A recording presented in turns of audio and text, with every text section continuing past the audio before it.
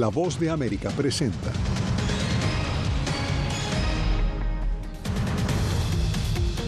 Purga electoral en Virginia. La Corte Suprema de Estados Unidos aprueba depurar el padrón electoral a 6 días de los comicios.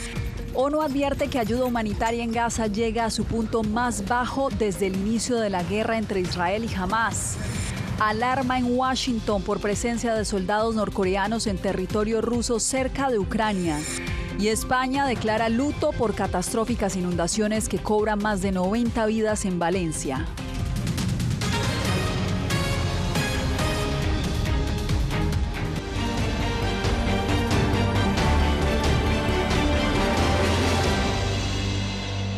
¿Qué tal? Bienvenidos. Comenzamos con noticia desde Washington, donde la Corte Suprema ha dado luz verde al gobierno republicano de Virginia para eliminar votantes del padrón electoral. Este estado argumenta que existen inscripciones de personas que no son ciudadanos estadounidenses. Esto mientras en otros estados se reportan incidentes con material electoral. Jacopo Luzzi está con nosotros con toda la información. ¿Cuál es la situación, Jacopo? Bueno, Yasmín, en Virginia, un juez federal, recordamos que había obligado al Estado a restablecer 1.600 electores sospechosos de no ser estadounidenses. Ahora se tendrá que ver quién de ellos podrá sufragar porque varios de estos votantes son de hecho estadounidenses. Sobre las urnas y los funcionarios electorales hay mucha preocupación por posibles ataques. A solo 6 días de las elecciones, ambos candidatos hacen sus llamados finales. Un esfuerzo descomunal, sobre todo en los 7 estados indecisos, con varios eventos cada día, uno después del otro. Y mientras las encuestas siguen mostrando un empate técnico, el derecho al voto está cuestionado en algunos estados. Por ejemplo, en Virginia, la Corte Suprema de Estados Unidos permitió al estado inhabilitar a 1.600 votantes sospechosos de no ser estadounidenses. Pero algunos han salido a decir que sí son ciudadanos. Esta es una victoria del sentido común y de la imparcialidad electoral. Virginia permite a los votantes inscribirse el mismo día de los comicios, lo que significa que cualquier votante elegible que haya sido eliminado de las listas aún podría votar. En los estados de Washington y Oregon fueron cientos las papeletas quemadas en 3 episodios. Los funcionarios buscan a los votantes impactados para que voten otra vez y se sospecha que los ataques fueron motivados por la causa palestina. Fue realmente chocante escucharlo. Creo que es muy desafortunado que nos hayamos quedado sin tiempo. Al mismo tiempo, las preocupaciones por la seguridad aumentan a medida que se acercan las elecciones. En Florida, un camión con la parte trasera abierta perdió una bolsa de papeletas, mientras en Arizona los funcionarios electorales están bajo protección. Los trabajadores electorales están fuera de los límites. Con patrullas a caballo, drones de vigilancia y cámaras de seguridad, las autoridades de estados como Georgia, California y Michigan dicen estar listas contra cualquier posible riesgo el día de las elecciones.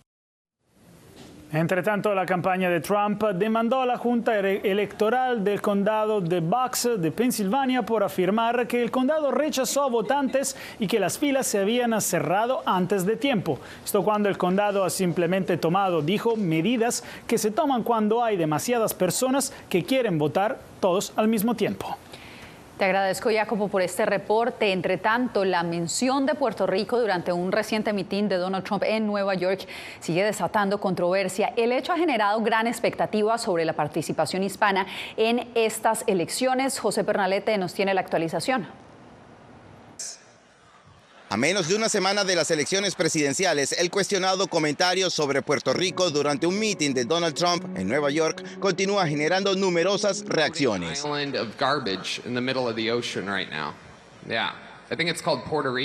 Una mención que avivó la polarización entre votantes hispanos en Pensilvania, uno de los estados indecisos más disputados y con una importante población puertorriqueña.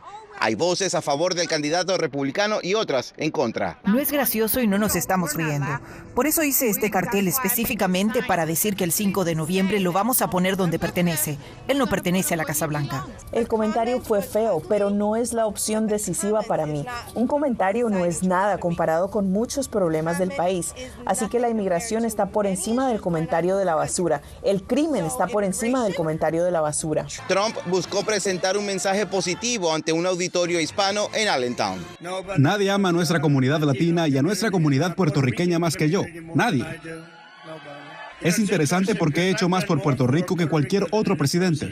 Por su parte, en un foro virtual, el presidente Joe Biden calificó de basura a los seguidores de Trump al referirse al comentario. Posteriormente, en su cuenta de red social X, el mandatario destacó su afirmación.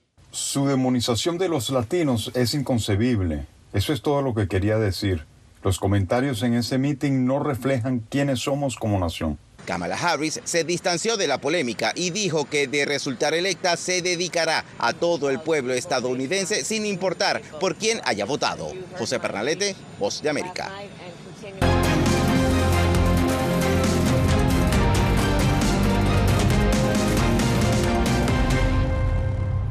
Nueva York, bastión del Partido Demócrata, se prepara para un importante desafío en las elecciones presidenciales: restaurar la seguridad en las calles y gestionar la migración irregular.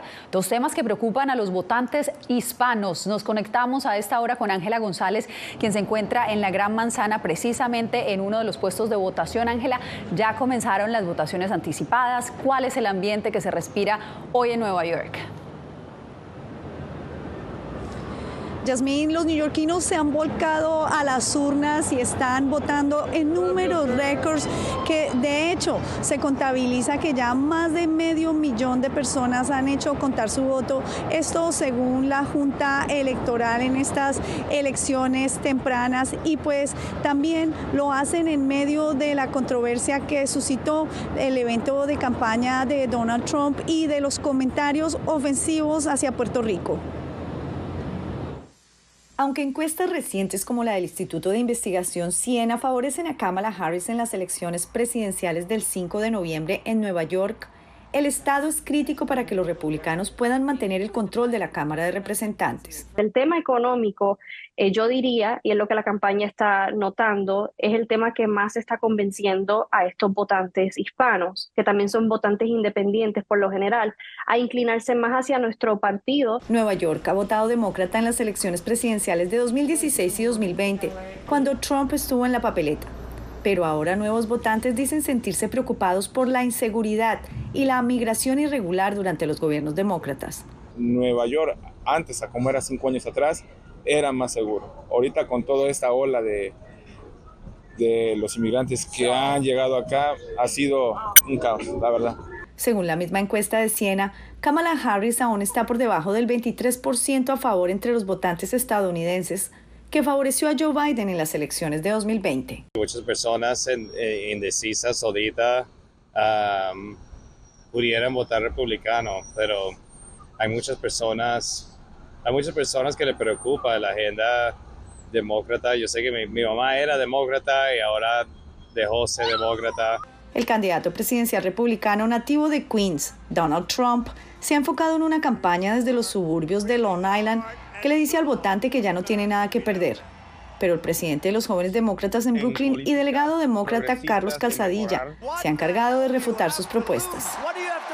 Donald Trump no es querido aquí en Nueva York, lo conocemos muy bien. Cuando él hizo real estate aquí y todas sus tácticas inhumanas, lo que propone el Partido Republicano no es libertad. Quitar la libertad a las mujeres de decidir lo que hacen con su cuerpo y de las familias, de cómo planear su familia, eso no es libertad.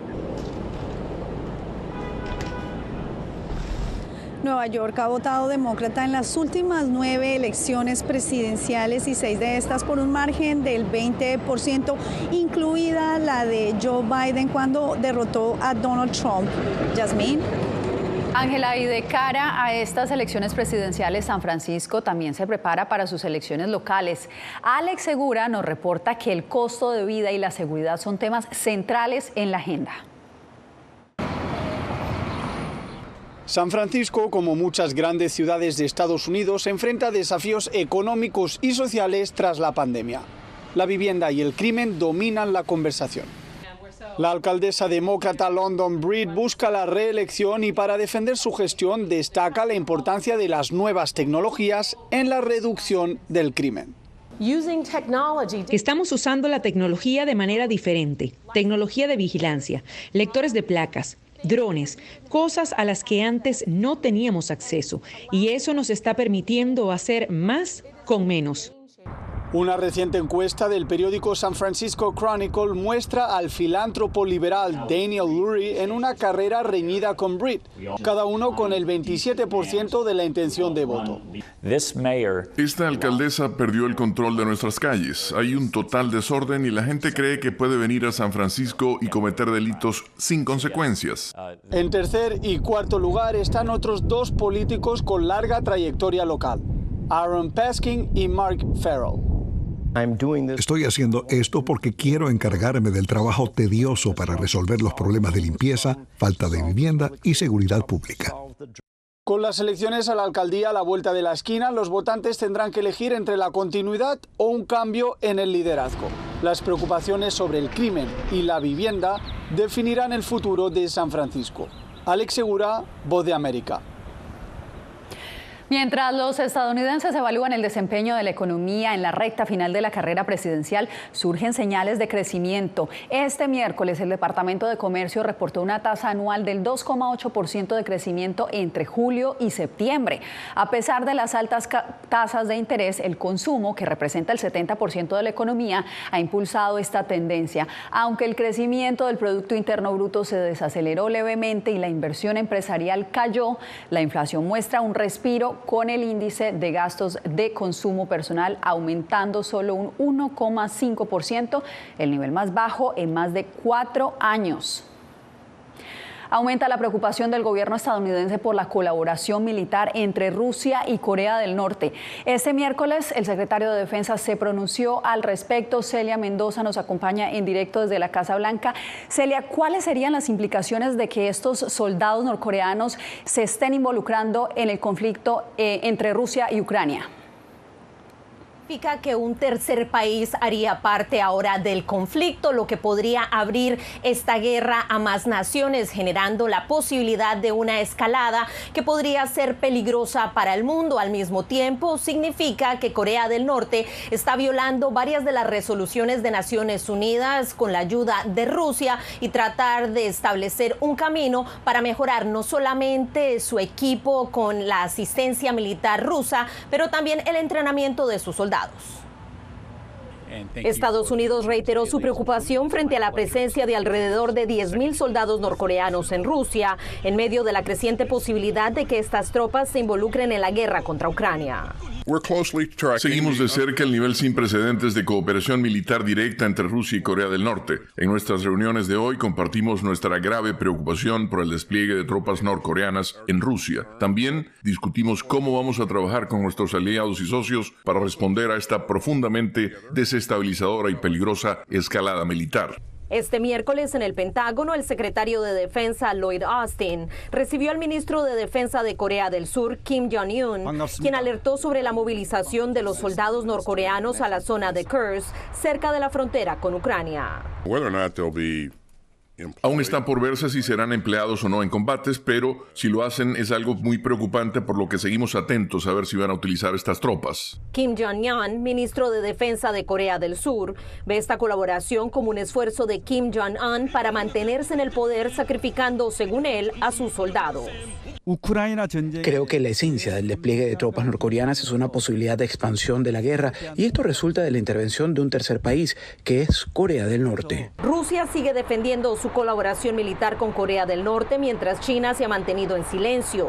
Pero esta situación, según Jong-un, podría estar generando una posibilidad de que Seúl suministre armas a Ucrania. El hecho de que Corea del Norte haya enviado voluntariamente sus tropas a Rusia podría significar que si ocurre una emergencia en la península de Corea, el ejército ruso podría intervenir para ayudar a Corea del Norte y podría ser una amenaza para Corea del Sur. Este jueves en el Departamento de Estado se reunirán los ministros de Relaciones Exteriores, así como de Defensa de Corea del Sur, con sus contrapartes en los Estados Unidos. Esto en medio de la alerta que ha dado la inteligencia de Corea del Sur acerca de que Corea del Norte está preparando un ejercicio militar y podría haber desarrollado un misil de largo alcance que podría llegar hasta territorio estadounidense. Celia, gracias por el reporte. Y en otras noticias, la Agencia de Ayuda Humanitaria de la ONU informó hoy que la asistencia que llega a Gaza ha caído a su nivel más bajo desde que comenzó la guerra hace más de un año. En medio de esta crisis, Israel continúa su extensa ofensiva en el norte de la franja. Carolina Valladares nos ofrece los detalles. La situación humanitaria en Gaza sigue agravándose, llegando a mínimos históricos. Según datos de la ONU, apenas 836 camiones con ayuda han entrado en la franja en lo que va de mes, lo que supone la cifra más baja desde el inicio de la guerra en el enclave. Estados Unidos ha dejado claro al primer ministro Netanyahu que un año después de este conflicto, Israel debe abordar la catastrófica crisis humanitaria en Gaza. Que Estados Unidos rechaza cualquier intento israelí de matar de hambre a los palestinos en Jabalia o en cualquier otro lugar y que las palabras de Israel deben ir acompañadas de acciones sobre el terreno. Estados Unidos dijo a Israel en una carta del 13 de octubre que debía tomar medidas dentro de 30 días para mejorar la situación humanitaria en Gaza o enfrentar posibles restricciones a la ayuda militar estadounidense. 2 semanas han transcurrido desde el ultimátum de Estados Unidos, tiempo en el que Israel ha ampliado su ofensiva militar en el norte de Gaza. Este miércoles, nuevos bombardeos mataron al menos a 20 personas, dijeron médicos palestinos, un día después de que uno de los ataques más mortíferos dejara sin vida al menos a 93 palestinos en un ataque que Washington calificó de horripilante. Quemaron nuestras aulas, quemaron nuestra ropa, quemaron nuestros muebles. Mi deseo es un alto al fuego. Esto es lo más importante para mí y que cada persona regrese a sus hogares. Mientras la administración Biden busca avanzar en la resolución de los conflictos en Gaza y el Líbano y disuadir una mayor respuesta iraní. Funcionarios estadounidenses, entre ellos el director de la CIA, Bill Burns, viajarán a Israel y El Cairo este jueves. Carolina Valladares, Voz de América, Washington.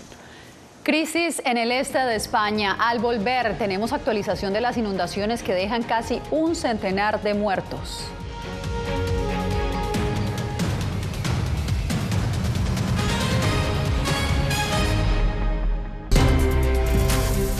Este martes 5 de noviembre, La Voz de América transmite las elecciones en Estados Unidos. Enlazados en todas nuestras plataformas, siga el paso a paso de estos comicios con los reporteros y corresponsales de La Voz de América. En los estados claves.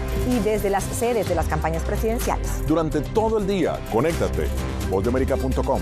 Y en la noche no te pierdas en nuestro especial de televisión y multimedia, porque en La Voz de América, la prensa libre importa. Acabaron las esperanzas, muchachos. 2 venezolanas que dejaron atrás las dificultades de su patria derrumbada. Ahorita me veo como que aquí no puedes estar y aquí tampoco puedes estar. Ahora se enfrentan a la xenofobia, la soledad y la falta de oportunidades en un nuevo país donde viven atrapadas en un limbo. En ningún lugar, una historia de lucha y desarraigo. Ahora, en todas las plataformas de La Voz de América.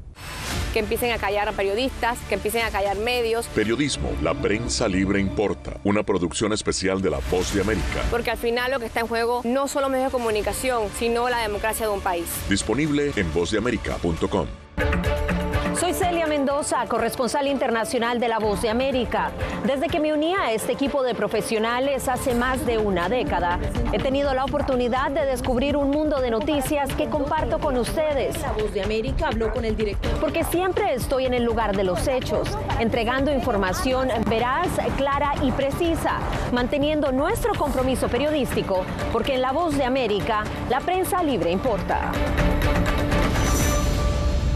El crimen organizado asesinaba a los chicos y luego cremaba los cuerpos. Periodismo, la prensa libre importa, una coproducción de La Voz de América y Latina. Sí que es complicado hablar acá de libertad de expresión. Disponible en vozdeamerica.com.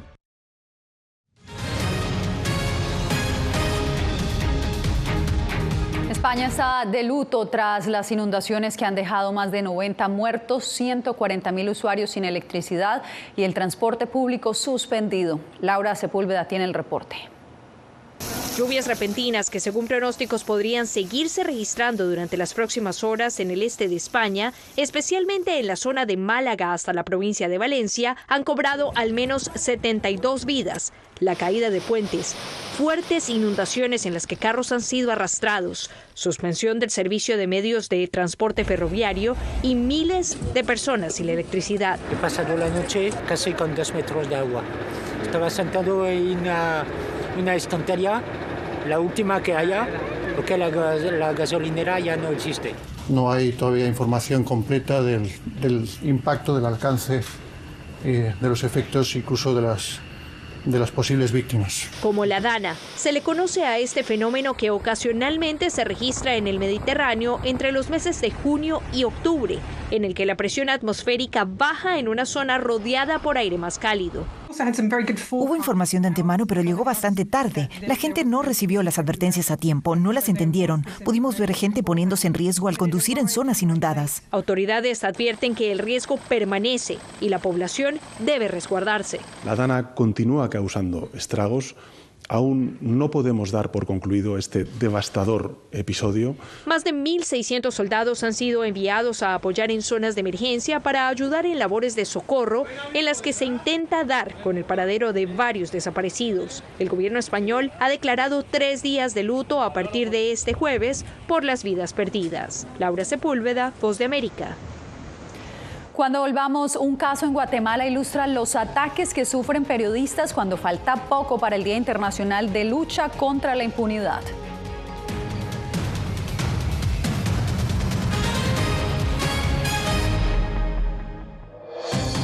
Una elección presidencial que hará historia. La población está ahí, pero no se conecta del todo. Salgan a votar, ¿verdad? Es una oportunidad para nosotros. El papel de la población hispana en Estados Unidos puede ser definitivo. Que haya una oportunidad de empleo para nuestras mujeres, los hombres. Tienen que venir como debe un reglamento. Descubre con los periodistas de La Voz de América la clave del voto hispano. Este es uno de los estados decisivos en todas nuestras plataformas. Soy Yair Díaz, corresponsal de La Voz de América en Colombia. El reto de informarte de manera veraz, precisa y objetiva en un mundo donde la verdad es cada vez más difusa es lo que me motiva a trabajar en La Voz de América. Desde las calles de Bogotá, desde donde ocurren las noticias que más te impactan, te informamos de manera independiente para que, con base en hechos, te formes tu propia opinión, porque en La Voz de América la prensa libre importa. Nosotros no somos ninguna oposición. La prensa no es ninguna oposición.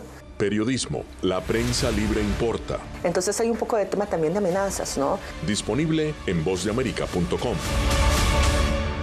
Soy Eugenia Sagastume, corresponsal de La Voz de América en Guatemala. En el epicentro de los grandes retos, los sucesos locales desde mi país impactan a todas las naciones de la región. Con diversidad de perspectivas, acercamos a nuestras audiencias a situaciones tan complejas como la masiva migración, el crimen organizado transnacional y la situación política y social de Guatemala. En un lenguaje simple, con precisión, te conectamos con la realidad de todo el hemisferio, porque en La Voz de América, la prensa libre importa. Hay un dicho sobre Chile. Periodismo, la prensa libre importa. Una coproducción de La Voz de América y Mega Noticias. En Chile hay libertad de expresión, pero que no hay donde expresarla. Disponible en vozdeamerica.com.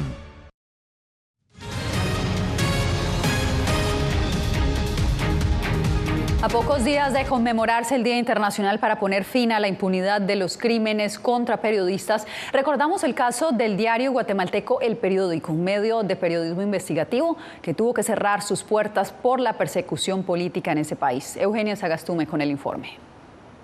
Diario El Periódico fue fundado en 1996 y logró un tiraje de 30,000 ejemplares. Se caracterizó por su periodismo investigativo que destapó casos de corrupción en el Estado. Eso llevó a una larga trayectoria de persecución que culminó con su cierre durante la administración de Alejandro Yamatei. Después de más de 25 años de publicarse diariamente, se vio obligado a cerrar por 2 razones. Una es que fabricaron un caso en contra de mi papá, José Rubén Zamora, que lo lleva a prisión. Una vez mi papá estaba en prisión, amenazaron aún más a los anunciantes. Eso hizo que el periódico ya no tuviera recursos financieros para seguir, pero además le abrieron casos a 10 de los periodistas que quedaban. Una criminalización que los obligó a abandonar el país para evitar ser encarcelados. Salí de Guatemala el segundo día después de que me criminalizó un juez que decidió aceptar la petición de una fiscal que aseguraba que nosotros estábamos obstruyendo la justicia en el caso de José Rubén Zamora. La última publicación del periódico fue el 15 de mayo de 2023, mientras su fundador, José Rubén Zamora, enfrenta 2 procesos penales. La Organización de Naciones Unidas manifestó su preocupación porque el proceso contra Zamora cree un efecto amedrentador en otros periodistas guatemaltecos. Eugenia Sagastume, Voz de América, Guatemala. Cuando regresemos, México se llena de color mientras espera el Día de Muertos. Hola, ¿qué tal? Les saluda Natalie Salas Guaitero. Esta semana en Visión 360. Nicaragüenses desterrados en Costa Rica comparten cómo se sienten al ser obligados a vivir sin patria. Como que nos mataron, como que nos desaparecieron. Visitamos el Museo Postal de Estados Unidos, un lugar que alberga miles de curiosidades que cuentan la historia del correo en el mundo. Disponible en todas las plataformas de La Voz de América. Soy Jacopo Luzzi, reportero de La Voz de América aquí en Washington, D.C. Ya sea informando desde el Capitolio, desde la Casa Blanca, cubriendo el impacto del cambio climático, el impactante tema migratorio, o subir en un avión y cruzar medio mundo para estar en el lugar de la noticia con la información precisa y veraz, este es mi compromiso como periodista. Un compromiso de vida profesional que comparto con ustedes, porque en La Voz de América la prensa libre importa. La Voz de América presenta testimonios de tolerancia directamente desde el corazón de una de las regiones más conservadoras de Estados Unidos. Historias de personas determinadas a derribar estereotipos, viviendo de manera auténtica en el hogar de los valientes. Encontraron su libertad. Disponible en todas las plataformas de La Voz de América. Nunca pensé pasar 2 años y 7 meses en la prisión por nada más pensar diferente a las autoridades de Nicaragua. Una vez que bajamos del avión, acá en Estados Unidos, en Washington, nos damos cuenta que estamos libres porque no sabíamos si también veníamos a una cárcel, no sabíamos nada.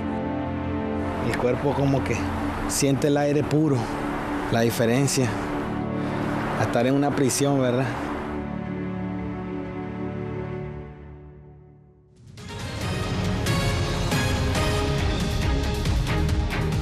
Catrinas monumentales de madera, papel y cartón adornan ahora la ciudad de Toluca, en el centro de México, como parte de las celebraciones del Día de los Muertos, que se conmemoran cada 1 de noviembre. Miguel Ángel Boiso nos cuenta más sobre esta colorida tradición. Estas esculturas están dedicadas a la leyenda del Atlanchana islense, una deidad prehispánica que tenía la mitad del cuerpo de una mujer y la otra parte era una cola de serpiente acuática, encargada de mantener el equilibrio ecológico. Era la dueña de la laguna, la que se encargaba de cuidar el cuerpo de agua, consideraba a los peces, a cociles, ajolotes, sus hijos. Entonces, hace mucho tiempo se tenía la creencia que para tomar tule, para poder cazar o para poder pescar, se le tenía que pedir permiso. Los mitos tienen el don de darnos las ideas de las religiones de los pueblos. Son indicio de cómo ideaban y creaban los poetas de antaño. Este año, la tradición del Día de Muertos alcanza nuevas alturas en el Valle de Toluca con las megacatrinas. Parecían geniales, bueno, sobre todo porque son algo que nos llama mucho la atención. Y, por ejemplo, ya sabemos que en México hay diferentes desfiles, cosas de ese estilo, pero la verdad es que estas en particular las veo como muy altas, están muy bonitas. Imponentes figuras de más de 10 metros de altura que ya adornan la plaza principal de la población de San Antonio La Isla, sorprendiendo habitantes y visitantes por igual. Llama mucho la atención, pues, para todos los que venimos a San Antonio.